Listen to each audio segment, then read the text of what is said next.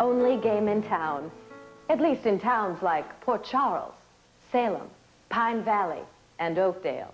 Of course, you won't find these hotbeds of tenderness and temptation on any real map. They're the fictional locales where shows like General Hospital, Days of Our Lives, All My Children, and As the World Turns take place. And romance is the main industry in every single one of them.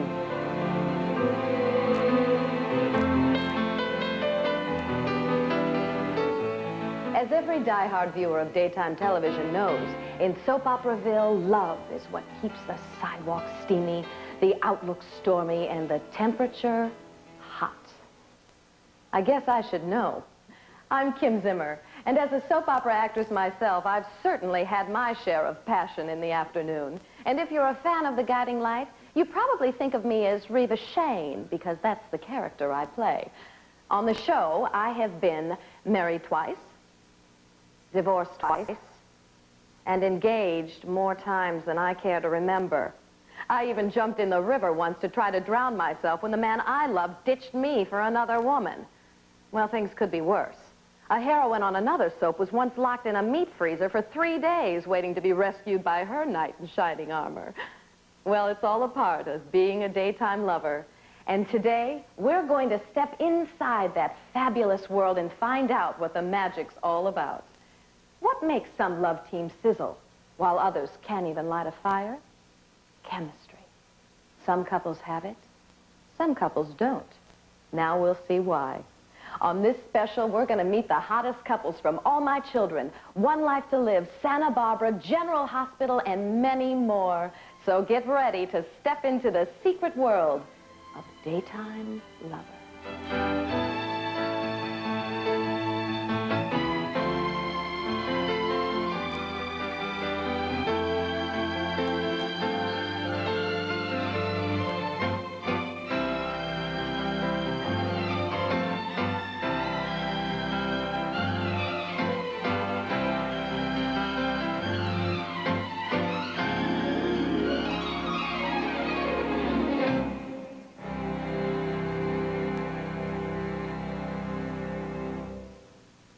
Daytime Lovers is brought to you by Centrum. Back up your diet with America's favorite multivitamin. Advanced Formula Centrum from Letterly Laboratories. Centrum, nutritional support from 80's Inc. Brought to you by Marshall's, brand names for less. Who gets your vote for the most obsessed couple on daytime TV? Well, there's one woman who really can't keep her hands off the man she loves. She's on his case first thing in the morning. Don't you want any breakfast? You be joining me? No, I already had my coffee. Do you know what I am really hungry for? Do you remember that camping trip? It was a chilly summer morning in the Canadian woods. We just made love. I'm known. When I get there, the guard says, Mr. LeClaire, welcome back. By now, you've recognized them as All My Children's Jeremy and Natalie, played by Jean LeClaire and Kate Collins. Thank you. Yeah. Here, dear. Talk about problems. Natalie's not only having his baby, she's also his ex-stepmother. And on top of that, the woman Jeremy truly loves is world-famous beauty Erica Kane. What's it like playing this R-rated version of Family Affair? Everything was doing very well till she came in the show. And now my life is pretty much in trouble. Because you looked at her, You cannot blame she looks nice and sweet. She's not. She killed my father. I did not kill your father, for God. She's trying to break up with me and Erica. My life has been hell since she's been on the show. It's not nice. As characters, I love Jeremy, and Jeremy is not at all interested in Natalie. He wants Erica, and I'm running about trying to make as much trouble as possible. You see, I'm in trouble. Outside of the camera, she's the same. You like to argue? Like to fight? Not fight, argue. Argue. And we fight if she doesn't win. True. Very. You're stubborn, that's all. And I'm stubborn. We have a good time, as you can probably tell. We have a wonderful time working. Yeah. It's So terrible, I've awful way learned to spend like your her. life. Oh, my Lord, you learned. You're fortunate I tolerate you. Considering that Kate and Jean get along so well, doesn't it make you wonder if Natalie and Jeremy will ever get together again? I don't know. I wouldn't mind. I don't know. That's nice. I am nice. You are I sweet. keep telling you every day I'm nice. Yeah, I don't know. It'll depend. Natalie's pregnant, and it'll depend what happens with the baby. Yeah. And how close the two of us, Jeremy and Natalie, can get because of the baby, or Yeah, but we really don't know. It would seem impossible at this point. I mean, the conflict is so enormous. But the fact that the baby is coming, she probably could tame down a little bit a man for her sins and her rotten behaviors, and maybe... And you could get rid of Erica and we'd all be happy. Natalie is really a very old-fashioned woman. I mean, she believes in marriage. When she was married to her husband Alex, even though she may not have married him for the best reasons, she was faithful, honest, true. She doesn't work. She doesn't have a career. She doesn't have career aspirations. She is very much a homemaker and a woman of something of an old-fashioned sense. Mm-hmm. Yeah. I'm discovering she's really Natalie is really a very immature woman. She never grew up. She doesn't understand that there are things in life you cannot have. Yeah. And she hasn't really learned how to focus and center her own life in herself. She thinks that the answers lie outside of herself, in a man, or in clothes, or in jewelry, and that's not the way life is, but she doesn't know that yet. She's superficial. I mean, everything is dealt on her beauty. She always got what she wanted because of her looks. Spoiled girl. Speaking of spoiled women, over on One Life to Live, Tina Lord has set a record for breaking hearts and messing up other people's lives. She even tried to cart her own sister off to the loony bin so she could get her hands on her money and her husband. Richard, you've been getting very close for some time here. And we have been very intimate in every way but one. Obviously, where Tina is concerned, no man is safe. Andrea Evans, who plays Tina, is a different lady indeed. The divorced young actress who comes from Downers Grove, Illinois, won her role on One Life to Live when she was still a real-life teenager. Today, she and Tina are light years apart, but she must really have a blast creating a vixen like that. Yeah, a lot of people do think she's a vixen and really bad and horrible and all those sorts of things. I like her. There's a lot to like about the character. She has a lot of good in her, a lot of vulnerability. But what she tends to do is she sees something she wants and she goes after it.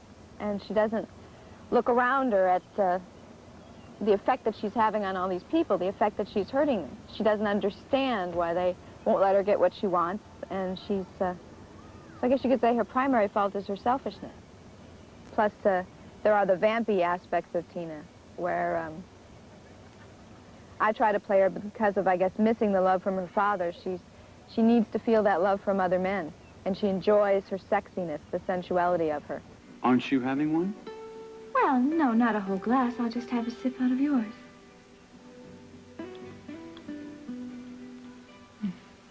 She's known, as several daytime magazines have pointed out, to possibly be the trashiest dresser on TV. But that's all part of what she does. She plays up her sexiness, and she knows how to use it to get what she wants. And we've been leading to this for a long, long time.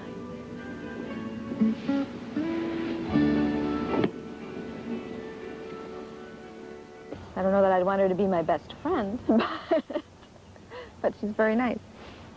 I think to Tina, romance is, she's very romantic. She likes the flowers, the candlelight, everything like that. But then Tina's never been involved in a long-lasting relationship, so I don't think she has ever had the opportunity to look beyond that. I think now in her scenes with Richard and her scenes coming up with a character named Cord, Tina's finding out new things about herself, and I'm hoping that she gets involved in a more mature relationship so that she can look beyond the surface romanticism to something a little more substantial. If Tina does mature, it may call for some pretty drastic wardrobe changes, considering some of the things she's worn in the past. Sexiest thing I wore on the show... Oh, I don't know. I suppose maybe what it looked like I wasn't wearing when I took a shower. But I was wearing something, so... I guess that would probably be it. I mean, because it did look like I was naked, although I had on a bodysuit. Other than that, I wear so much lingerie and very sexy clothing. But the crew's favorites are my jeans. What do you think? Is there any Tina the Temptress in the real Andrea Evans? What's this? Come on. No, not really. No, it doesn't carry over into my own life because any man that I'm interested generally is, you know, intelligent enough to separate the two. And if he wasn't able to separate the two, I really would not be interested in him. Whew, hot stuff, huh? When we return, there's going to be lots more with Days of Our Lives, Shane and Kimberly, and our own version of The Love Boat.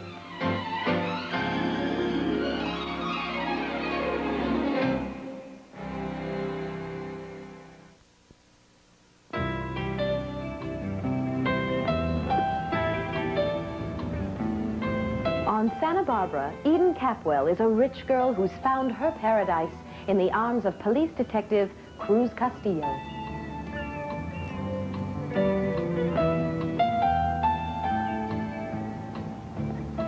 Marcy Walker is Eden. Cruz is played by that's his nickname, folks, Martinez. And what a pair they make. I'll try to stay out of your life.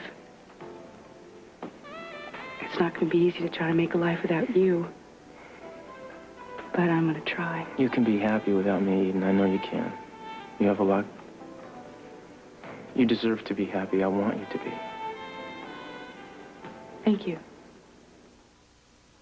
Whether they're laughing or fighting, torn apart or tenderly reunited, there's always a special magic between these two dynamite performers. You would never do what wasn't right. So I fell in love with you. I would tell you why I fell in love with you. I'd tell you all the reasons. Except I can't count that high.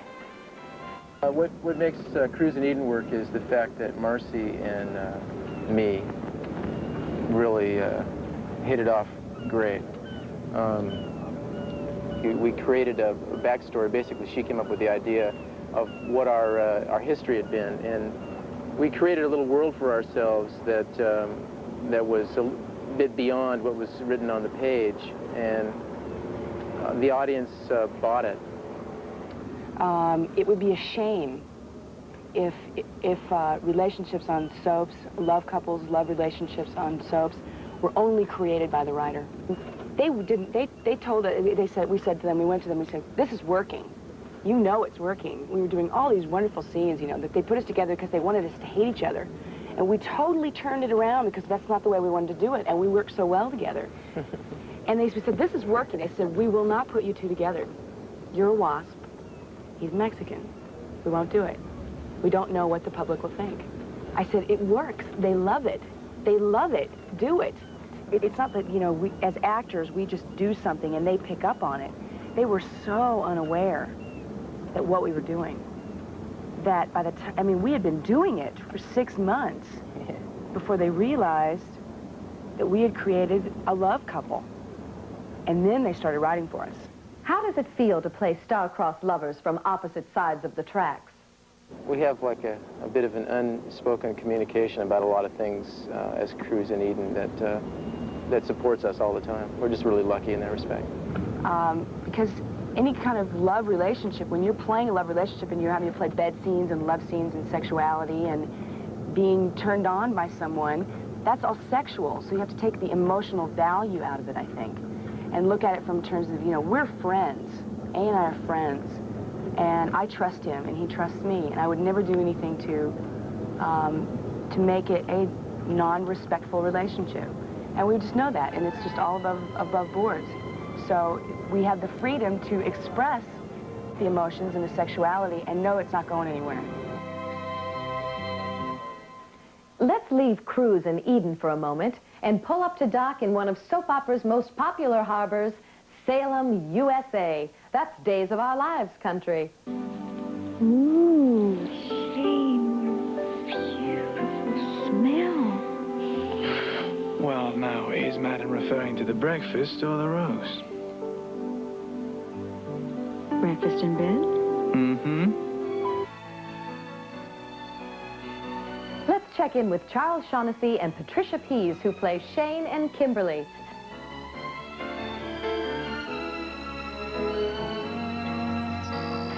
Charlie's an Englishman, Patsy's a Southern girl, and together their popularity makes them daytime's hottest couple. Well, when we first heard that, Charles said, hot? Are we hot? Hot, as in hot and sweaty? As in hot and sweaty. He was very offended.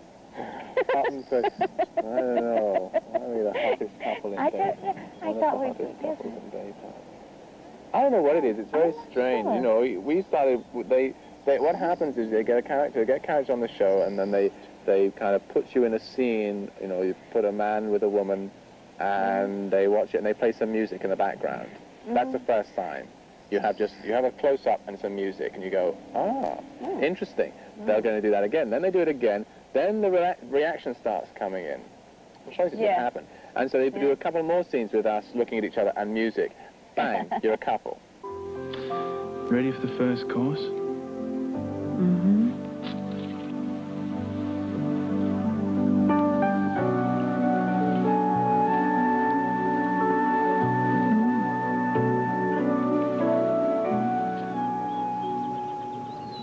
And bingo. Luckily, I don't know, just the chemistry. Patsy and I seem to we got on very well beforehand. I mean, we kind of met on the set, and as soon as we started playing scenes together, we chatted and we decided we liked each other. So that helped. So we became friends during the time that the Kimberly Shane thing was starting. That's true. It did happen in a similar way at the same time, and because we're great chums, we work the same way and experiment and play. The joy of working. We take a scene apart, and sometimes they don't like what we do, and they'll change it again, but it doesn't destroy the fact that Charlie and I have enjoyed the experience of playing.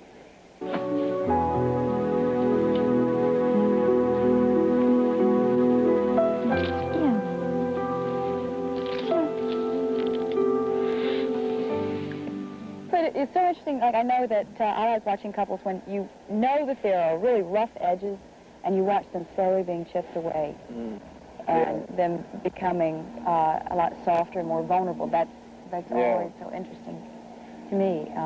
And you know that they're having to work through a lot of stuff towards what you know they both want to get to in the end. It's like you know they both love each other, you know they're going to want to be with each other, and you know there's a lot of stuff in the way, and so you're like encouraging them to get through it. It's like, you know, keep trying, and then something will go wrong, and there'll be a misunderstanding, and she never got the note. Oh, no, she never got the note. Oh. I think Hot Couple really kind of reflects on the audience, how they feel after this exercise of pulling for a couple. Well, we'll keep pulling for them. Coming up next, torrid teenagers from As the World Turns, and a pair of real-life newlyweds from another world.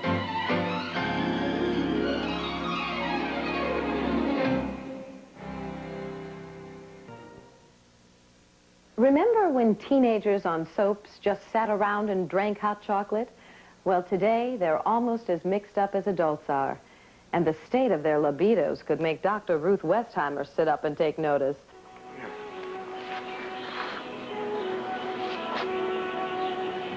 You're so beautiful, Lily. You really are. I think about you all the time, even though we're not together that much.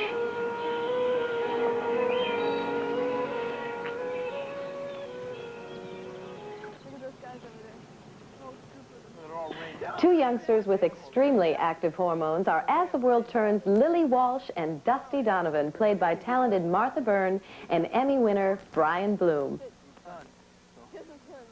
Dusty and Lily have gone through, and we say this all the time on the show, a lot together.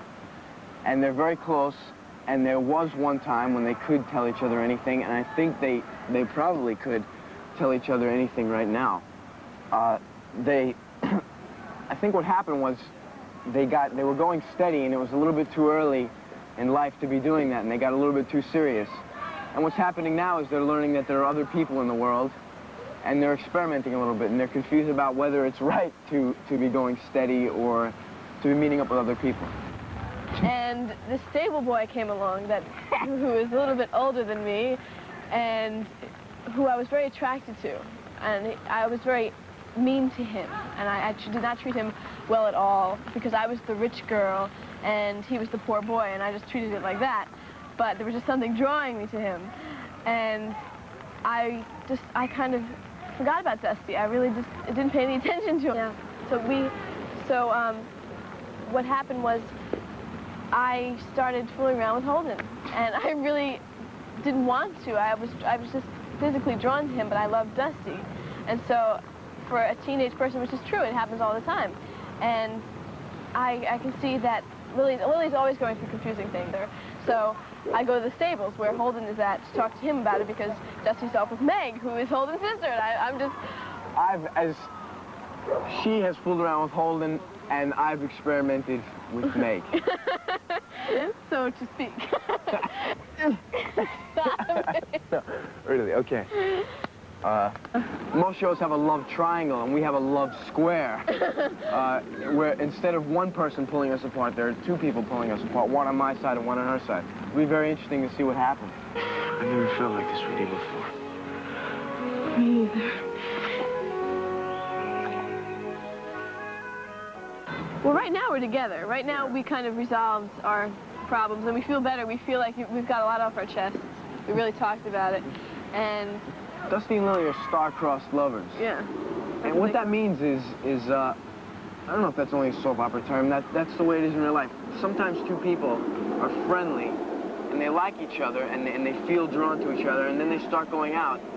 But because of the fact that they're friends and so close with each other, things just don't work out for them. And they'll get together and break up, but they love each other. And that's the key to the Dusty and Lily relationship, is that they love each other, but things just aren't working out for them. Things turned out so well for our next couple, they actually got married. So let's pay a visit to the newlywed nest of Tom Eplin and Ellen Wheeler of Another World. We actually met the day that I tested for the show. I walked in, and they drugged this woman in who was half asleep for my screen test. And I've been taking a nap.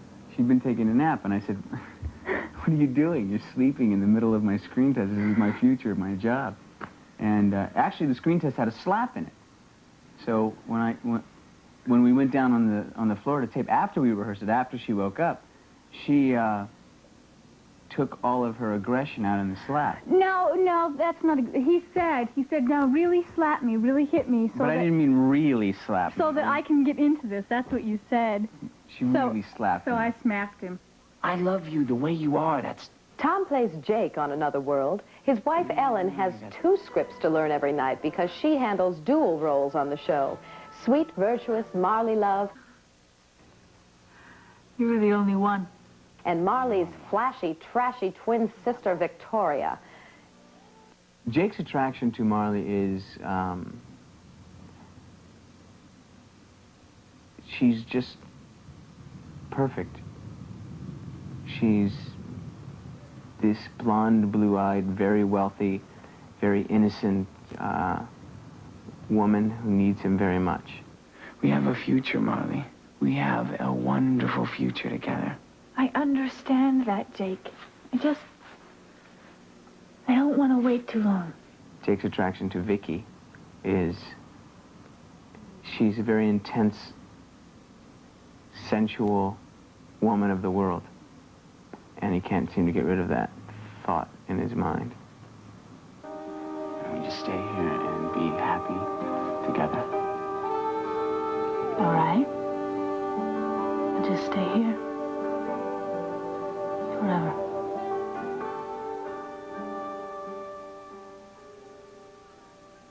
Because it is such a triangle right now. They don't know exactly which way they're going to go, so... So I think most of the people would like to see Jake and Marley get together. Fan mail's been incredible.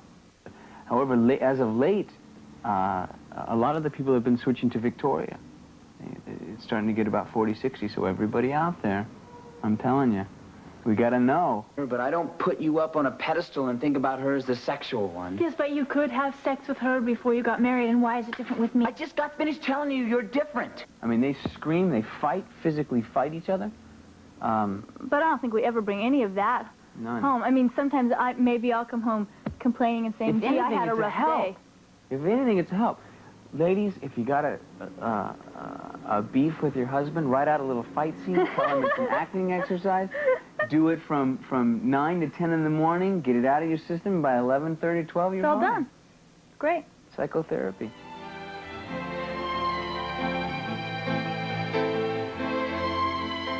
Don't go away, because our daytime lovers have a lot more secrets to share with you.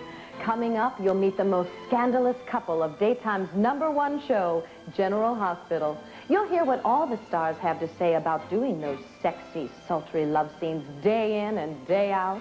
And you'll experience some of the frenzy and fanfare of an honest-to-goodness real live soap opera festival. So stay tuned for more Daytime Lovers.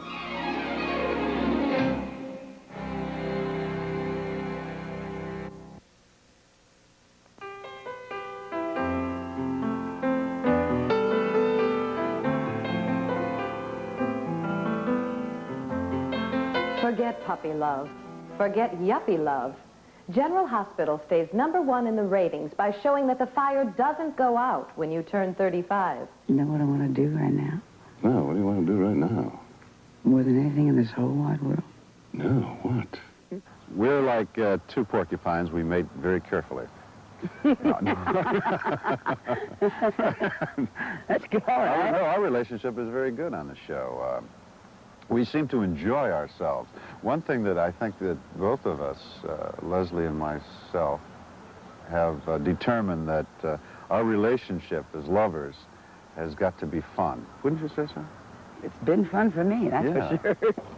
John Riley, who plays Sean Donnelly, and Leslie Charleston, who plays Monica Quartermain, are two veteran soap actors who prove there's nothing like experience. 10 years has it been, John? That's not bad. Good. So far, so good. Well, Off-screen, Leslie is Right a on champion the going. equestrian, and John doesn't mind coming along for the ride. follow that woman anywhere, anywhere. Romance is it. Relationships, at times, can become dull. Every woman, every man wants romance, and we show that. I think it's nice to see the relationship. I was beginning to think also that if you were over 16, you need not apply on the show. And I think this is kind of fun. I think people can identify with the relationship, and I think they know Monica well enough to know that this is something that she could very conceivably do. I just want to be with you. Oh, really? Really? Oh, I love the sound of that. It was rather funny, actually, because Monica had come home to the mansion, discovered everyone had left, Alan was gone, not paying any attention to her, and she was at the bottom, and she finally just decided, well, okay. She picked up her little purse, raced out of the house and went over to Sean's and said, here I am, I'm here. But I went into the quick change. We had just 5 minutes to change to get into the bed scene. And I'm standing there, in what's facing me is this beautiful peignoir set. And I thought, when... Well, I'm prepared for guests. Yes. Where did Monica get this? Is this something she put in her little close purse when she left the house? How did it get there?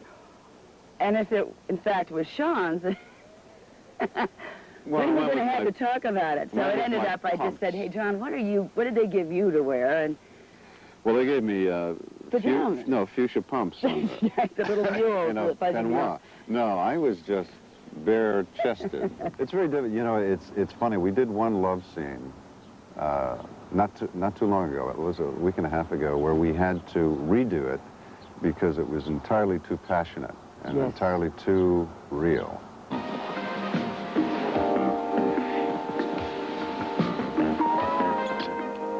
think Felicia. They have now all of a sudden... The censor came down on us and said that John, you've got to stop kissing her that way because it's just too much. I mean, this is I did not object. Daytime drama. I have no problem with that. If you think John and Leslie had some close calls, wait till you hear what other stars have to say about kissing in action. We sneaked one past the censor. We did. You did. She left. She turned her back. Oh, There's a censor in the booth all the times, and apparently, I don't know, but apparently there was one moment which was perfectly okay. It just looked, worse than it was. Yeah, it did. It's just a single sure shot, and the did. way it was framed, it looked worse than it was. And apparently, she turned to pick up a cup of tea or something at that moment and missed it. And it aired, and we were on the floor.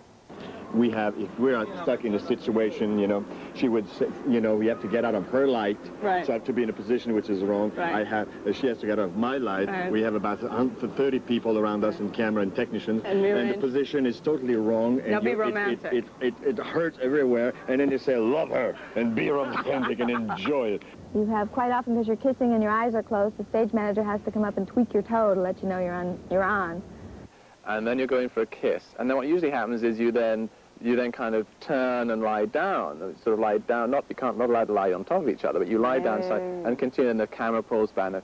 Well, that action of turning over to lie beside each other while you're being, usually what happens is an elbow goes straight into the groin, another elbow goes into an ear. I never meant that. I really didn't. It's not easy. It was so awkward. And you're meant to look as if you're in bliss, you know. And to be great. I never want to do love scene with this woman again. Of course, she came to bed with pantyhose, a tube top, a body stocking. Sweats. The one thing I got to say I hate are these bodysuits you have to wear. Because it's like a bathing suit, you know? But they're the kind that come to here, and you always feel like it's going to slip down. I think that's people's favorite question. But you are dressed under the covers. I mean, I guess you could be not if you wanted to be, but... It's like if I get in too close, I got this big cauliflower shadow on his face, you know, and I got to be really careful, so it's like, oh, Cruz, I love you so much. You have to remember that at the same time you're kissing, you have to remember to keep your head tilted, and you can't get out of your light, and you have to stay in focus. You have to answer the phone.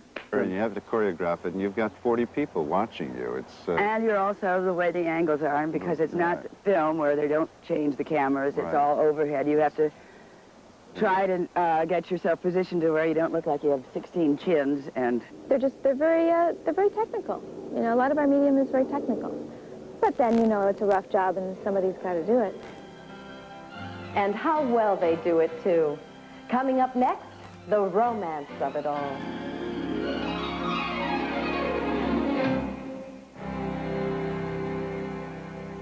Brought to you by Marshall's, brand names for less.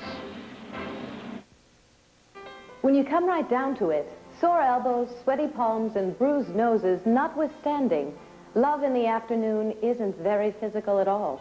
It's the emotions, the looks, the sighs, the romance. And isn't that what we really all ache for in our own lives? To make every moment magic.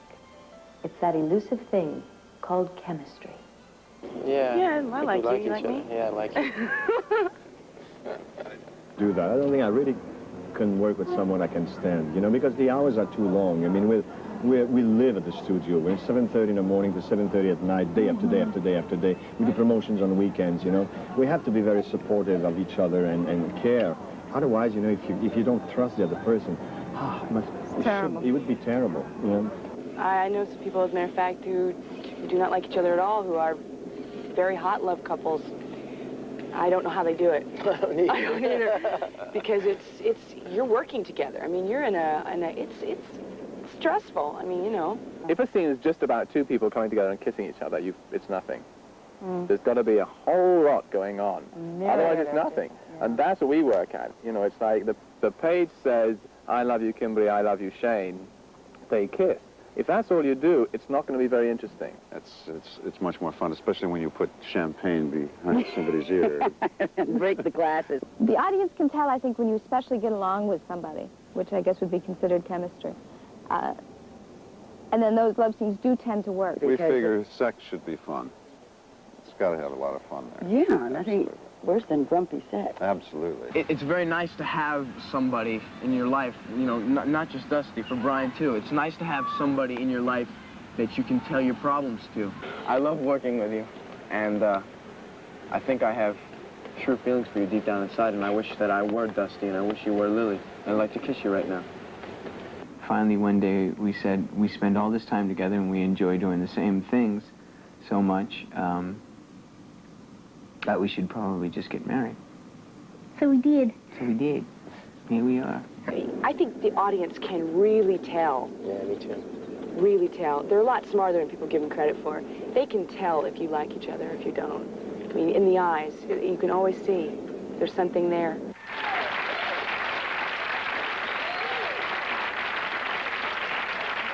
Ladies and gentlemen. Ladies and gentlemen. Rick Bauer. Rick Bauer. All right, give him a big round of applause, Mr. Michael Lane. Hey, what's happening here? What's all the noise and hoopla? This, my friends, is a soap opera festival. Say, Rick, I want you. You got to sound convincing, okay? Rick, I want you. Wait a second. We have a lot of fun. I come out into the audience and I let you get us. Joyce Becker is the lady who MCs these hysterical gatherings all across the country where the fans come to meet and greet the stars. They ask questions, and they find out just about everything they want to know. Okay, I want to ask about Mindy. Is she like a brat? As she is on TV, because I cannot stand the way she acts. Frank, Steve is always losing on As the World Turns. When are you going to win big and stay on top? Are you ever going to find out that Roxy slept with Jackson? I do think I'm going to find out, and I think pretty soon. Do you really think Craig is that big a threat to your marriage?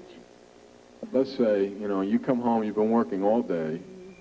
Building a house is going to cost, hundreds of thousands of dollars. And you come in and you go to see your wife that you love more than anybody in the world.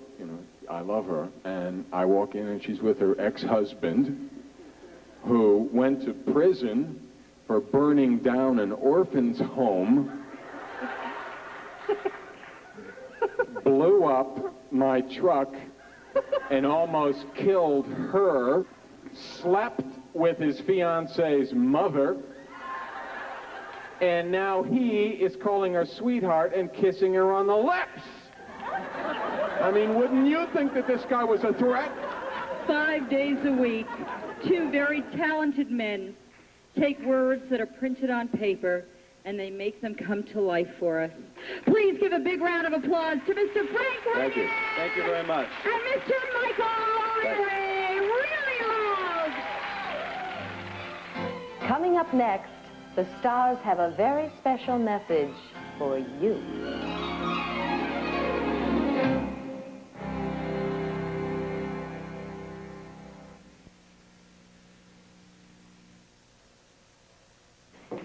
Together, we've explored every aspect of daytime romance, but there's one relationship we haven't mentioned yet. It's that one that's different than all the rest, for it can never end in heartbreak or rejection or despair. It's that very special bond between the soap stars on screen and you. You may not realize it, but you're a very important part of our lives. More than any other kind of job an actor can get a hold of, being on a soap puts you into a relationship with an audience. No. But they're very nice. You all are wonderful people. Thank you very much. For hating me so much. For hating me so much, yes, yes. But you're very nice. You write me wonderful letters. The letters I get are terrific. And I'm beginning to understand what it is you all see in Natalie, and it helps me give her a place to go and tells me where she needs to grow up and she needs to be nastier if she's not being clear in that, or some people say that they like her because she's a woman who knows what she wants and goes after it. And it never occurred to me that's what Natalie was. So you learn from the audience. If you guys didn't send me letters, I'd be in bad shape. I wouldn't know what to do next. What about fans? Well, God bless them. Everyone. The thing about soaps more than anything else is that the fans make a difference. I mean, their letters and their support of a character or the show makes the difference. I mean, the only reason Shane became what he is because when I first appeared on the show, the fans wrote in or telephoned or whatever and said they like this character. I think the fans that watch the show are very, very important because they're the ones that are going to watch you. They're the ones that are going to write you, tell you what you think. And that's why I always make an effort to write back to people. I appreciate their writing. I'm slow on the answering, but that's because I read them all myself. Some people hire services and stuff, and I do it all on my own, so it takes me a while longer. But if you write to me and respond, and I do have a lot of faithful fans that I really, really do appreciate, because without them, I wouldn't be here. So Keep writing and I will answer, I promise. You like Jeremy, you're writing about Jeremy, they count the letters. You like Natalie, you said she's a bitch, you know, she's a terrible person in a way, but she's not like that in real life. She's really a some days. kind person. Only some days. Friday morning, it's terrible. Friday morning I am like that, but that's it. I think what makes being on a soap special is that you spend your daily life with us, and we live it out every day. You can turn us on, and we're there, and we're acting for you and telling stories for you. And let's face it, these soaps are made for you people, for the viewers. I just want to say that Rick is a lonely guy right now, and I don't have a girlfriend. Roxy's left me for another man. So if there's any women out there that could suggest, I'm not begging, that's not my thing, okay? I'm a regular guy, and I'm not going to say, hey, please write me and tell me where you live. But go ahead.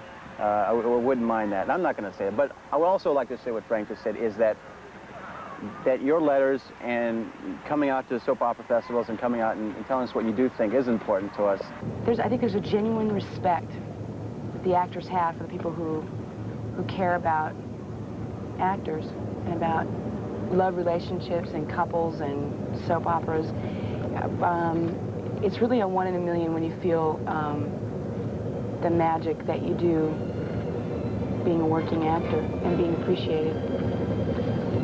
And I know we feel it back. So it's just, it's neat.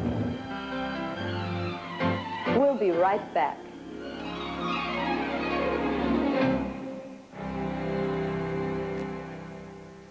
We hope you've enjoyed our glimpse into the private world of daytime's most popular lovers. You know, people often come up to me on the street and they say, how can soap operas possibly stay on the air as long as they do? Aren't they going to run out of stories to tell? I laugh and I think to myself, nope, not as long as there's puppy love, forbidden love, unrequited love, adulterous love, love the second time around, love with an older man, love with a younger man, love with a next-door neighbor, love with a proper stranger, and more kinds of love than you can possibly imagine. Love is the one thing that soaps never run out of, and that's a pretty terrific thing.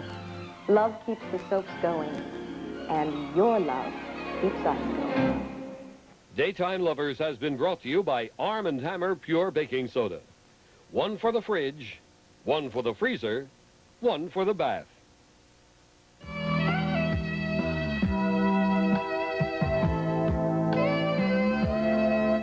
Coming up next on Channel 56, it's another edition of Point of View with your host, Judy Jarvis. Then at 11:30, join Dalia Diaz for De Todo Un Poco.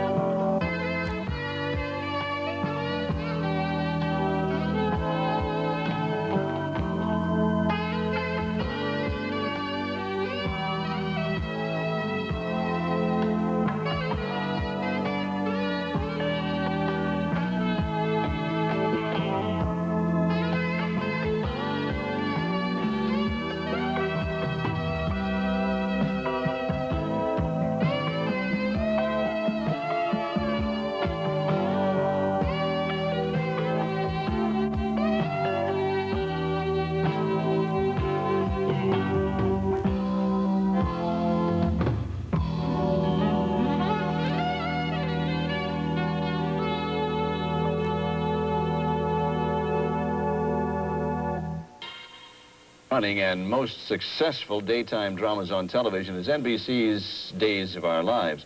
In our close-up series this week, Wanda Bailey takes us to Hollywood for a special 3-part behind-the-scenes look at this top-rated soap.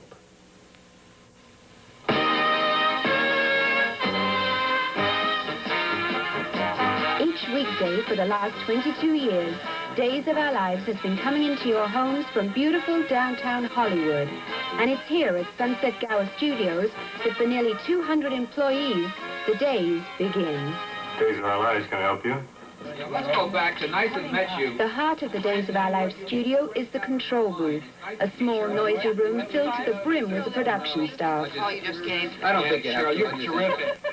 To a layman, it looks like mass confusion, but it's just another day for 20-year veteran director Joe Bayer, who quietly gives commands to crew and actors. Oh, Marty. Are we ready? You just want to get on camera, or do you have something to say? 5, 4. And another rehearsal is underway. There are 3 before the actual taping, and 8 writers must put out 100 pages of script a day, and each actor in a main storyline has 15 to 30 pages of dialogue. It's funny, on other shows I've been on, especially evening shows that are film where you do maybe 6 pages a day, you had so much time. I was always knitting or, you know, doing little things. I never have time to do anything else here. It's just come here, work on this, because especially because all day, it's this constant thing, like you're always learning your lines. Lines? You are from Marlene, and that last thing you said just proved it. That's not the idea. You are from Marlene. I'm giving you lines, I'm sorry. Now, if you flub a line, that's when cue cards come in handy. How many cue cards a day do you write here? Ooh, it's in the hundreds, because soap operas, there's a lot of talk, not as much action sequences, so... Now, the dialogue is color-coded for each character to help the actors, but this group insists on learning their lines, even in the makeup room, where their hair is styled and makeup applied, including the famous scar worn by Patch, Stephen Nichols. This scar takes 10 minutes. It's very quick. It's two types of glue.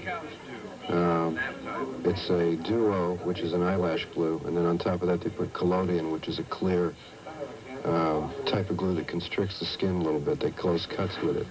And they put color on top, and then powder. It's very simple. Makeup completed, it's on to wardrobe.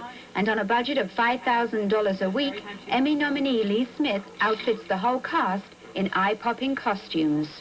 I get so much mail on hats and earrings and all those kind of things with Arlene because she just wears them so great. You know? There are people out there that actually would like to have those hats to wear. Balloon, red spray. Hey, Calliope. The day's cast managed to fit an entire show into their 6 a.m. to 6 p.m. work schedule. Then it's time to call it a day, and the actors get to go home sweet home. As for us, well, the sands of time have run out, and as they say in Hollywood, that's a wrap. Wanda Bailey, behind the scenes of Days of Our Lives, KSBW Action News. A birthday celebration in Alexandria, Virginia today. Crowds line the streets of the... Tonight, Wanda Bailey continues her behind-the-scenes look at the long-running daytime drama Days of Our Lives. Tonight, we hear from a few of the soap stars about the key ingredient to the show's success, romance.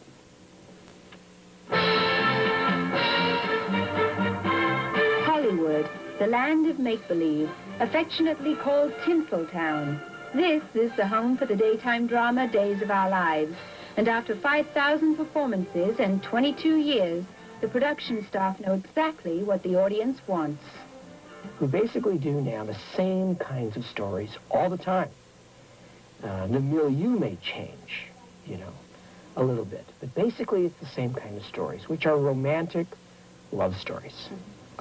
And we find those to be very entertaining, and this is what the audience seems to want to watch.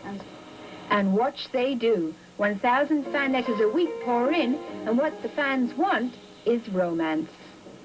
Okay, people, listen to this. It's difficult to do a love scene. It's not easy. It's not all fun and games because you're worried about camera or shadowing somebody's face, and this is like my first scene yesterday, and we're trying to really make it work.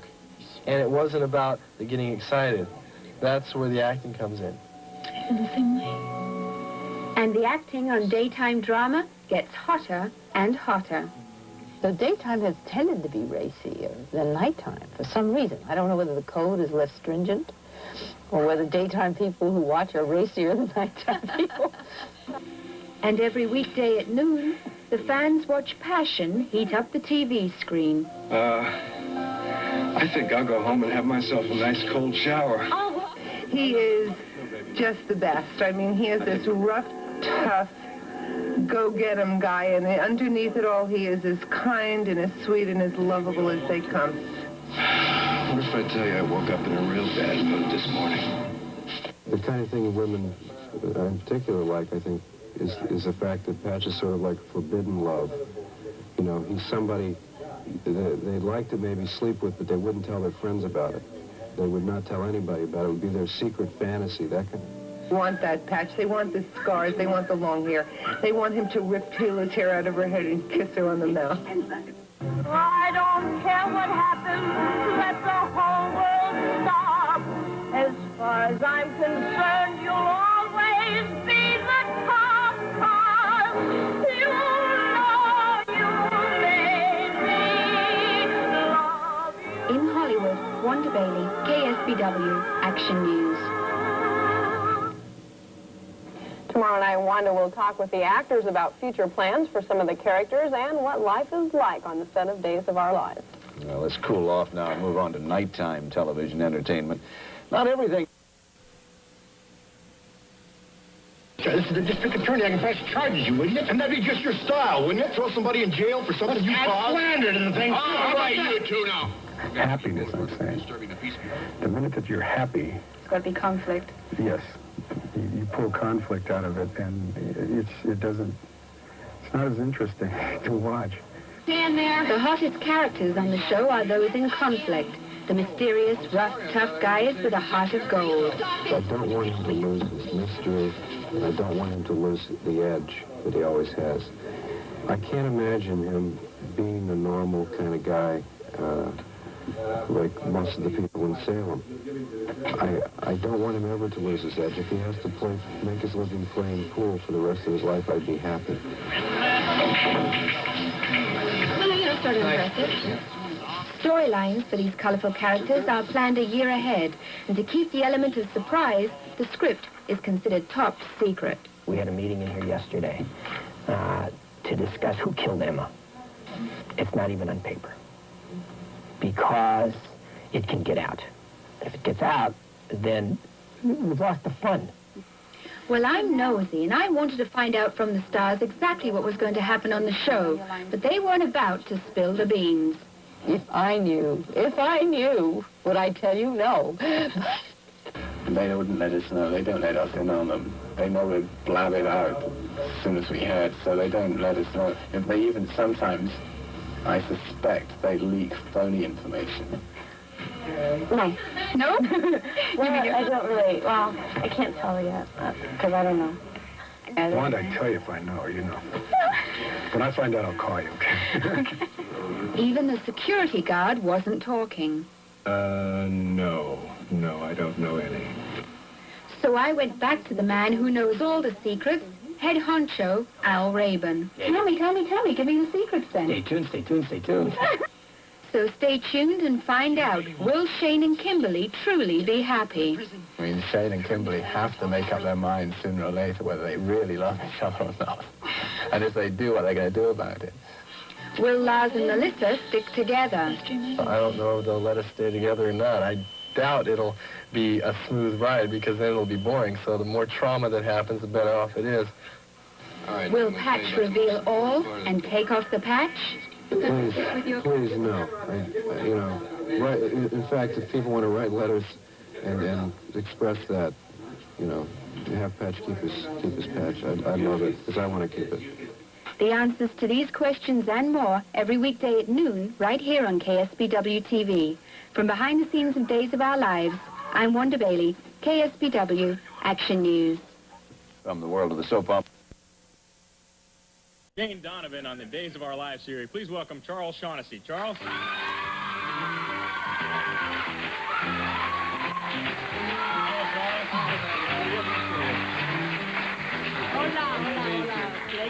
Nice to meet you. Now, do you get screams like that all the time? No. No, come on. No. No, well, more. It's very nice. It really, my mom never told me this would happen. She never, 10 years ago, and I was starting to be a lawyer, she never mentioned this. I said, I want to be an actor, and they all went, oh, my God, you're crazy. Sure, drop out of law school. Yeah, drop out of law school. No one will ever know you. You'll be a lost soul. And here I am being screamed at. It's very, very gratifying. You should write to my mom. Tell her. Let her know. Now, is that good for the ego, Doctor? You think, to have girls screaming? Well, not if you really understand it, right? Yeah, true. I mean, you know it's true. They're just attracted to. Oh, don't spoil it. Well, you put a damper on, a wet blanket on everything. And I thought I just wanted you to be able to have something you could take home with you. I mean, yeah. The people who really love you never scream at your appearance. They scream at you, period. Well, they get close enough to you to know what's wrong, and then they love you in spite of your faults, and that's great. That's true. Yes, I think that's very true. That's a pearl of wisdom I will take with me. That's it. So you bring us all down, a little wet blanket on why people, having fans. Okay. But now, let's talk a little about your character. You play this, now, it's a guy that was a bad guy pretending to be a good guy. That's who then becomes a butler. And, he came on as a bad guy, and then they didn't tell me this. I read for the part as this tough kind of villain called McShane. And I went on, and I couldn't find him in the script, and there was this character called Shane, who was a butler. And instead of saying, Bo Brady, I'm going to get you one of these days, my first line was, would you like me to serve the refreshments on the patio now, madam, and I'll bring the car around to the front. And that was it. That was the character for some time. But they said I said, so he's a good guy. I said, well, make it enigmatic. Yeah. So I drew on my 3 years of training in an English drama school, and every time I spoke, I raised an eyebrow. And then if that didn't work, I'd change it and raise the other one, and I thought that would be enigmatic enough, and it seemed to work. Oh, so that's a basic acting technique, just... Very, very, yeah. Enigmatic. If anyone says enigmatic, you say, she just left. Yeah. Now, are you married or single? I'm married. You're married? And how does Very happily married. Oh. Very happily married. How does your wife react to all this attention? Oh, fine. As long as I'm getting paid, she's fine. No, it's fine. It was difficult at first. It took me, fortunately, it was surprising to both of us at the same time. And I got on the show and things happened very fast. And, as the doctor said, you don't take that seriously. It's part of a game. It's part of a conspiracy of enjoyment in a way.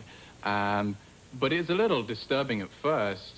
And then it kind of calmed down. The fans are very good at accepting Susan as part of... I was very keen to make sure everyone knew I was married, and I'd introduce her, and she'd be in the pictures and things. So sure, so you included her or anything. Yeah. So that's... since we're talking about men, you think you're a romantic type. How did you meet your wife? Yes. Oh, it is rather romantic. We were at drama school together in England. I carried her books to school, and we went out for a time. I was very intimidated at first. She came from Hollywood. I mean, a Hollywood actress. I thought, she's not even going to notice I'm here. She probably dates Richard Gere or somebody. But she did, and when we left, I worked in England for a year, and she came back here to work. So we kept in touch on the telephone, and I'd fly over and things like that. And then one rainy night, Liverpool Street Station, I sat this coin box, international coin box, feeding it coins. So I had enough money for a half-hour telephone call, and I proposed to her on the telephone. Oh. And then what I did was I didn't realize at the time, I just thought it was the right thing to do because I'd seen the right movies. I asked to speak to her father. So I said, having proposed, she said, yeah. I said, I better speak to your father. So she had him, and this voice and said, yeah, sit here. And I said, sir, I'd like to ask your permission to have your daughter's hand in marriage. Which, I'd see David Niven said it, and it was fine. He fell over. He fell at the other end of the line. I just heard this hysterical cackle. And the phone dropped on the floor, and this sound of someone gasping for air, and Susan came back and said, what did you say? My father's hysterical. I think he's having a heart attack. He didn't realize that anyone ever said that. Can I have your daughter's hand in marriage? But I thought it was the right thing to do. I thought it was kind of cute, but... But you proposed over the phone, so somebody said when you marry an American girl, you just give her a ring. Yeah, that's right. You give her a ring. 2 rings. You have 2 rings. Hey, hey, bada bing, bada boom. So now, are you a romantic? I mean, did you court her in a romantic way? Tell us how you were. I think I'm right. Well, I took her out on a date last night, for instance. Last night? Yeah, we just decided that we hadn't had a lot of time together, so at 7, I told her I'd be around about 7 o'clock. I actually got home about 4:30. We both got ready, and then I went outside and drove the car around the block and picked her up. I drove around the corner and rang the doorbell and shyly said, I'm ready, and do you want to go get something to eat before the movie? And we saw a movie, and we had something to eat, and it was a very nice date. And I even... At the end, was there... I even got past first base. Oh, yeah? Yeah. Slid into second. Slid into second, yeah. Okay, hey. These young kids today. We're talking baseball here. All right, we're going to take a break. We'll be back with more of the show right after this.